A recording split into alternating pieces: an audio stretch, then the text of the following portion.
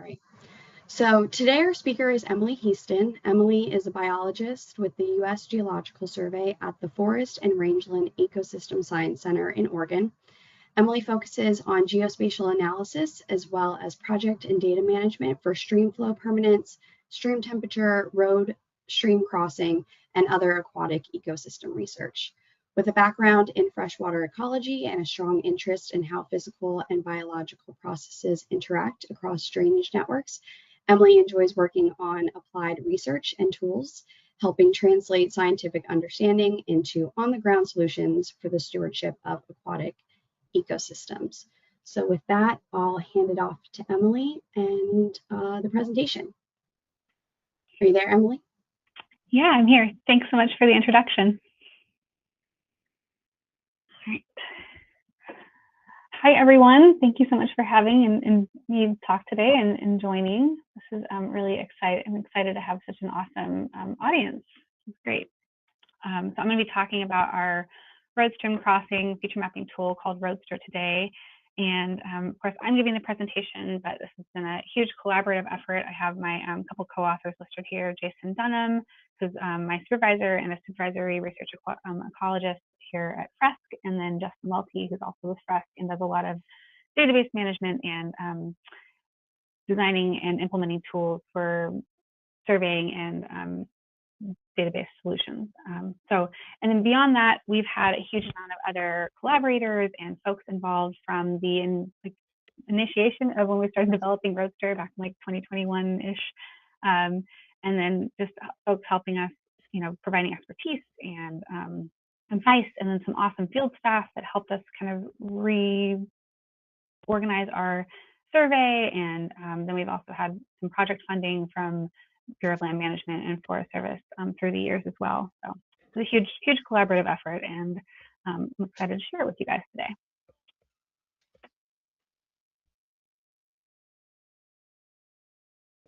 There we go. So we came up with this idea of feature mapping to help get points on a map and collect more data across landscapes. And for our road stream crossing focus here today, we think a lot about how the natural and human infrastructures interact across landscapes, specifically with how aquatic organism passage can be affected, and hydrogeomorphic processes can be affected, and overall our transportation network. So thinking about all those kind of processes that can happen when streams meet roads, we think of like this whole drainage network is how we like to kind of phrase our scope here. And we think of drainage networks as including not only the streams, but also the roadways and maybe human designed waterways in there, because roads also help capture a lot of the precipitation runoff and have a direct influence on how water works its way down through systems. So our development of our road stream feature mapping tool, our goals here are to help fill in knowledge gaps and map features quickly and easily across a wide landscape or even a small scale, depending on what you're focusing on, and really do a full assessment of stream road crossings across the full drainage network and of course that stream network within there. Some specifics we like to focus on with our feature mapping tools include things like infrastructure of course our road stream crossings, and then also things like diversions or small dams or other small features across this drainage network. And of course, we also have things like stream flow or stream channels and where they are in the network, and the physical discontinuities that can happen because every time we go out to the field, we see something different and surprising. It's pretty amazing the amount of stuff you can see every time you go out there. It's something new. And so with all of that in our brains, we think a lot about how we can help support modeling efforts and remote sensing and things. And that really all kind of culminates around more data collection, more points on the ground to help support things and create better, more effective and effective modeling outputs. So to do this, we have this mobile data collection approach for feature mapping, and this is a standardized approach. So our feature mapping tools are all coded in Survey 123, which is this S3 field data collection application that's free to download. and provides us this ability to have collaborators and contributors from anywhere and that they want to collect data, all utilize the standardized approach in the same survey. And this allows for an increase in accessibility, not only for the survey, but also the data sets online. So if you're a contributor to our data sets, you have access to the data sets as a real time as data is uploaded.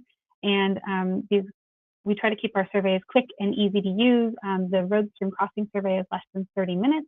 It's designed to be a more simple protocol that can be easily used by maybe 1 or 2 people in the field and can take less than 30 minutes. Obviously, if you have a more complex crossing with multiple culverts and really tough to navigate steep terrain, it might take longer, but on average, it's less than 30 minutes and a simple protocol. And we spent a lot of time designing this survey to meet the needs of the actual field crews as well as the data set. So it's designed where rather than having folks move around up and down the crossing structure a lot, it's kind of organized so they can just start in one spot and then work their way down and around and be more efficient with their time and energy out there. So it's a lower cost initiation and can be easily combined with ongoing efforts, data collection efforts.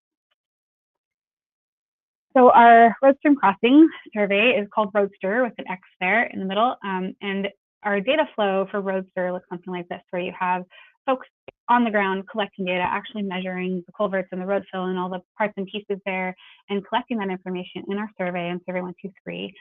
This survey can be taken offline. It doesn't have to have an internet connection to collect the data. It saves it locally if you're offline. And then when you come back to an internet connection, it allows for uploading that data into our hosted feature layer in ArcGIS Online, where it's stored in the interim. And then we have a process where we take that data and typically we sort it out by like every calendar year, and we download that, and then we work on a quick QA/QC to meet data metadata standards, and then we export that into a publicly available science-based data release. With RoadxStr, we are still, kind of working on some of those data releases. We're like right on the heels of having like at least a couple of different data releases released for publicly available data sets. So we're really excited about that next step in our evolution of RoadxStr here. So when we started thinking about what we wanted to include in our road stream crossing survey, we kind of started with this idea of we have streams, you have roads, and you have the crossing structures, and we want to know parts from each of those. So where those all overlap is where we want to focus. And so we want RoadxStr to help inform not only our hydrography of where water is flowing and kind of highlight things that are maybe issues like runoff or maybe water overflowing above a road and causing issues that way, but also other geochemical processes and erosion, or maybe if you have like post-fire, there's a more flashier system. So you have to think about more of like what could happen to a crossing and if it could fail and that kind of thing. Also, we have parts and pieces like, of course, the biotic part here with the ecosystem or ecosystems part where you have aquatic organism passage or the influence of roadways on wildlife populations, those kinds of things. Then also we have, of course, our infrastructure with our culverts and what they look like, how they're functioning. And so there's a whole public safety part there, because if we will have publicly available roads, we need them to function to get people safely to their destination, whether it be from just day-to-day navigation or recreation, whatever it is. And that all culminates into this management idea of we need to inventory and monitor and to really help inform and assess these situations and these features in the landscape and provide tools for helping prioritize and make decisions on how to manage these features in the landscape. So speaking of prioritization, there's a lot of things that can go wrong with and fail in culverts, and there's some examples here of reasons we might want to like flag a crossing structure for maybe a replacement or remediation or something. You have issues with our aquatic organism passage, where outlet drops can cut off habitat to aquatic organisms where they can't get up into that culvert to get up the upstream side, which is a huge thing we focus on, especially in the Pacific Northwest with the monad populations and spawning grounds. We also have like velocity barriers. That's something that can not only inhibit aquatic organism passage if they can get up there, they can't always make it all the way through because the water is like crimping a hose or it's just blasting through with an undersized culvert.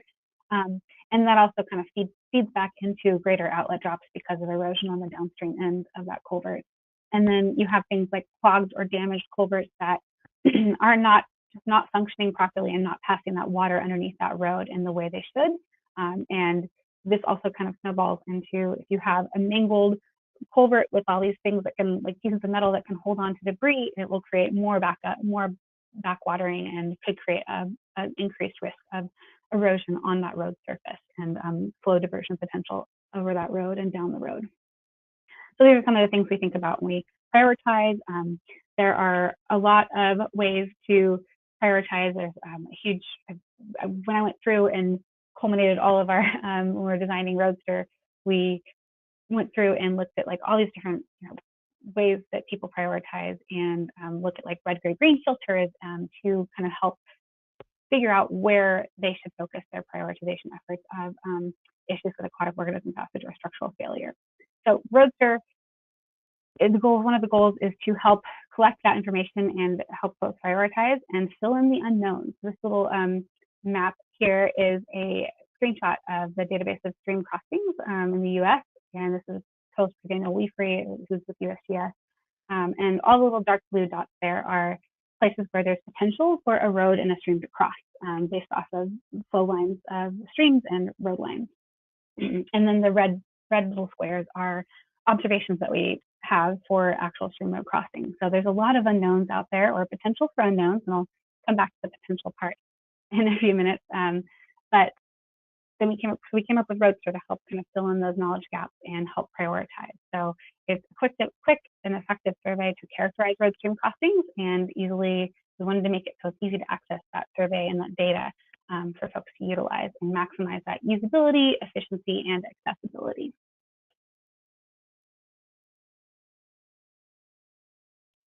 And so we came up with 3 main categories for RoadxStr as far as like attributes that are included in our survey and our database. One being road characteristics and crossing characteristics, and then stream characteristics. And as I mentioned just a minute ago, we pulled together a bunch of information back in like 2021 when we started developing this. I went through and found as many different prioritization screens and road stream crossing surveys and culvert surveys as I could, everything from like more engineering-based stuff to just aquatic organism passage stuff, and pulled those all together and created this big like list of attributes that could be a thing. And then we went to a whole suite of people who experts in various fields to provide us with background and input on what we came up with. And so they were like, oh, we want to see this or we don't want to see that, and they provided us with great input. And that was everyone from more biological focused people, ecosystem people, to road engineers, to folks that dedicated a huge amount of their careers to addressing road stream crossing issues. And then also folks that had already, have databases going for road stream crossings or surveys going for road stream crossings as well. And we ended up with these 3 categories and a survey that looks something like this. And this is just kind of the bare bones structure of the survey. If you guys would like to see more of the details that really went into, or they're included in RoadxStr, feel free to check out our user guide. We have a link to it in the chat, and I'll have a link later on in my talk here.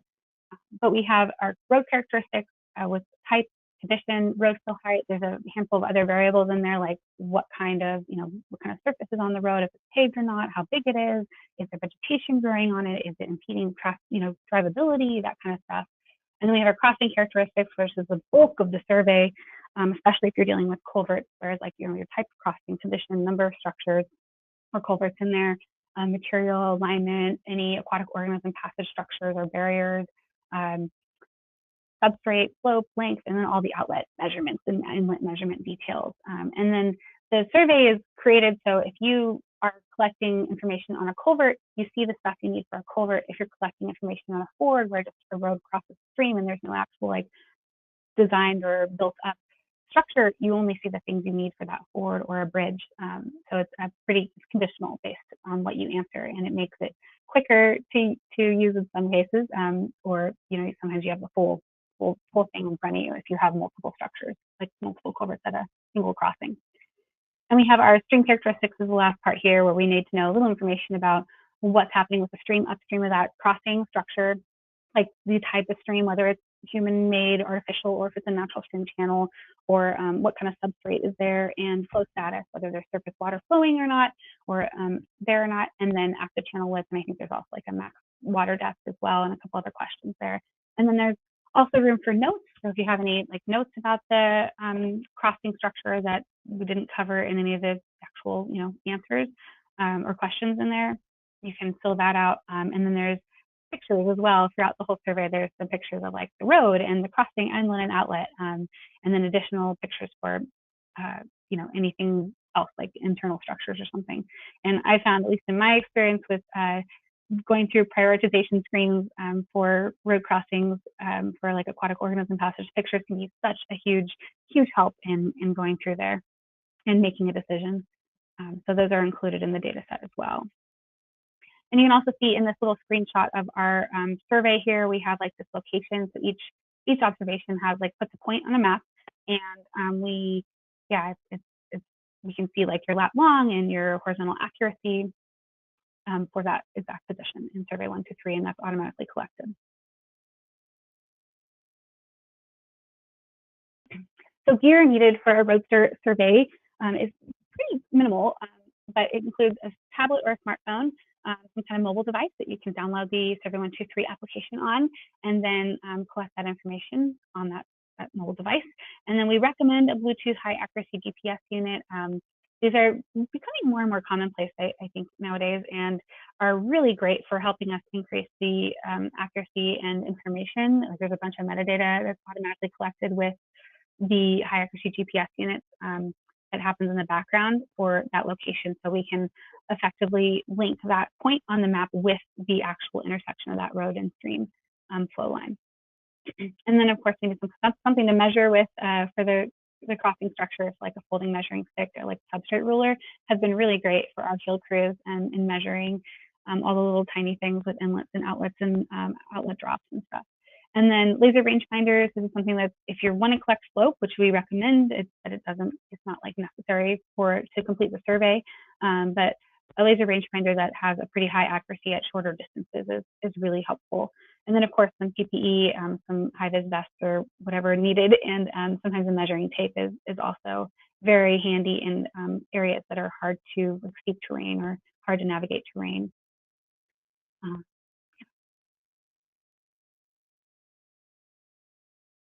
So we've been collecting RoadxStr data for a few years now, I think since like 2022. And so we have about almost 12,000 observations total in our data set right now. And these have been, you can see they're kind of spread out across this map view here, where we have observations across most of the Pacific Northwest and Great Basin, and Idaho a little bit. And these are all mostly coordinated and collected by our field crews or field crews that I helped manage over the last few years. And you can see they're more like project to project specific, where there's higher density in different areas because that's where we had the ability and funding to go collect this information. And then this little bar chart here shows our number of observations divided, like organized by our crossing structure type. We have culverts and multiple culverts and fords. And then you can see the no crossing, the black bar there. If we remove those, we still have like almost 87, a little bit over 8,700 crossings that we've surveyed in the last few years for RoadxStr. And I'll get to the no crossings in just a second. Yeah, this has been a big undertaking. A lot of collaboration has gone into collecting this data, and we're working right now on making this all publicly available, and we're excited about adding to it. So some of the issues with the no crossings here, this is black bar, and you can see the black dots in the map here. We run into some issues with our sampling that kind of end up with these no crossing options. And if you think back to the slide a little bit ago, the unknowns, all those unknowns of those potential crossings, we kind of do the same kind of thing for our sampling efforts, where we send folks out, our crews out to collect information at predetermined sample locations where we see intersections of roads and streams in ArcGIS. So we have intersections and we send them out, and then sometimes you have issues with that, where you get these kind of false positives where road stream intersections show up on a map of road lines and stream lines, but in reality there's no actual crossing there. So these two little map views here show The dark purpley blue thicker line is a road, a stream flow line from the NHD high resolution stream flow lines. And you can see there's a couple different ones here, a little tributary coming up here, and this main one that we had surveyed.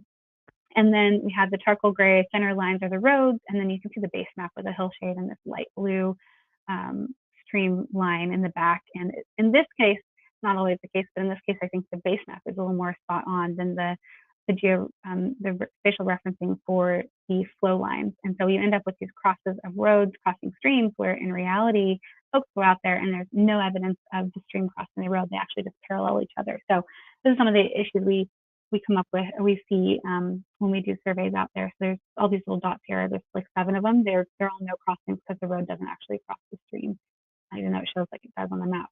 And then we also have the issue where we send the folks out to a predetermined sample location of a road stream intersection, and they get out there and there's no evidence of a stream channel existing there. So we have this case where we have these 2 are actually stream crossings that were the blue, the light green are actually stream crossings, and we have the black one that is there's actually no observable channel there and no crossing structure, no culvert. And in this case, it looks like the stream lines, the dark blue purple lines, are actually a little more spot on than the base map is. So it's interesting, depending on where you are in the landscape, you can come across inconsistencies, and depends, there can be more inconsistencies in some spaces than others with these stream flow lines and their accurate representation of what's going on the ground. And then the opposite of that can kind of happen where we have stream channels that don't show up in the hydrography or the flow lines. So this is a stream flow survey that went, or a stream channel survey that went up into the stream channel, and we have all these little dots here, like this is actually a stream channel, but this yellow line is the hydrography, so the flow lines. And this whole stream, this is a pretty decent sized stream that in the summer had flowing water in it, and it just didn't show up in the national hydrography data set at all. So some of the issues that we run into when sampling. And while we're on the subject of issues with stream flow lines, I thought I'd bring in a little bit of information about our other feature mapping tool called Sloper. This is a feature mapping tool for characterizing stream flow permits and stream channels. And this follows the same kind of data structure as data flow structure as RoadxStr, where you have data collected and incoming data and uploaded in ArcGIS online using Survey 123, and then that data is made publicly available. And we have, I think, 4 or 5 data releases already. Sloper, we've been working on that a few years longer than RoadxStr, so we have a little more of a grasp on the data releases right now, and we're very quickly catching up with RoadxStr. And this tool is designed to be used anywhere, again, in that stream network, and really get at questions about stream flow and whether or not there's water in those streams. And so particularly in the Pacific Northwest, we need to know a lot of information about what's happening and when streams are flowing to help influence our logging practices and where trees can be harvested and where they can't, and how close to the stream they can be harvested. So it's a big driver to know where water is. And then beyond that, we have a lot of other use cases of like water use, and that can really be helpful to have this information of where water is flowing and when it's flowing in the stream. Just like RoadxStr, Sloper is, again, a rapid assessment of observation of the stream channel and stream flow. It can be used anywhere, and it's a standardized approach. Again, on Survey 123, quick observation. This one is shorter than RoadxStr. It takes about 5 to 10 minutes to collect information on the stream channel and what's going on with the surface water, and then some questions about the location. And this is also Survey 123, easy to use, download. A pretty clean user interface there. And the questions included in Sloper, they pertain to a short 10-meter reach. They're asking like what's happening with flow and the channel right in front of you for 10 meters. And the questions include stuff about like location, like where you are. And again, we recommend folks use a high accuracy GPS unit for this, especially for this one, because it can be used anywhere in the stream network. And it's especially if you're close to a tributary junction, it's really helpful to have an accurate location to be able to snap or associate these observations with a flow line, with the correct flow line. And the questions include things about surface water, whether it's spatially continuous, discontinuous, dry, that's the big ticket item here, and then stream type and substrate type, and then things like if you're next to a road crossing or a tributary junction or channel head. And you can see we've been collecting sloper data since like 2019-ish, and I've gone through a couple other versions of sloper, and we have about a little bit over 33,000 observations in our data set right now, most of which are available, publicly available in our science-based data releases.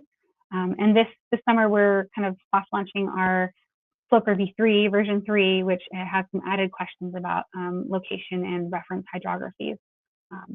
It has a little new workflow. So if you're interested in helping us collect some data in that, let me know.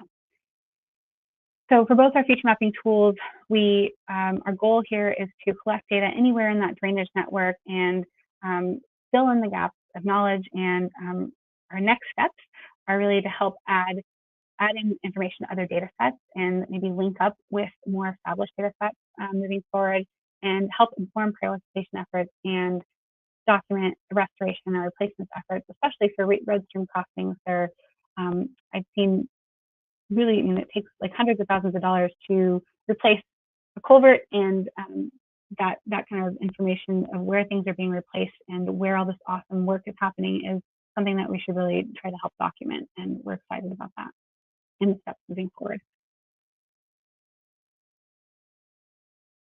So accessing these feature mapping tools, they are hosted in RTS Online, and we function in the USGS bubble within there, we do need an organizational RTS Online account, and that is really, if you're associated with an organization or agency or even nonprofits nowadays or universities, they all tend to have the ability to connect with our RTS Online group pretty easily. But if we run into any issues, please feel free to reach out and we can work through it. I'm not an expert or admin with S3, but I can definitely share whatever information I can to help you guys get access if you're interested in it and helping to contribute data. There's a little QR code. I'm going to take a picture of it that links to an email link to our RoadxStr email if you'd like to find out more information or ask me any questions or wanted to check out our RTS Online group or our survey. And I'll show this email again in a minute. And I think this was linked in the chat, but we have our RoadxStr user guide as well that was published earlier this year. And this has all the details of the RoadxStr survey and has all the information of how to use it, how to get set up with it, a whole detailed list of all the questions and possible answers and definitions for it. Yeah, so that's available for folks to check out as well. It's a published report in USGS. And then we also have our Sloper user guide. If folks are interested in checking out and learning more about Sloper, that's available as well. And usually these things, like if you just Google Sloper user guide, usually they're one of the top, at least if it's a USGS link, it's one of the top things. Same thing with RoadxStr. And with that, I would love to take any questions. And if you want access, feel free to reach out to us at our gs-roadxstr@usgs.gov or my work email. You can reach out to either. Thanks so much for listening.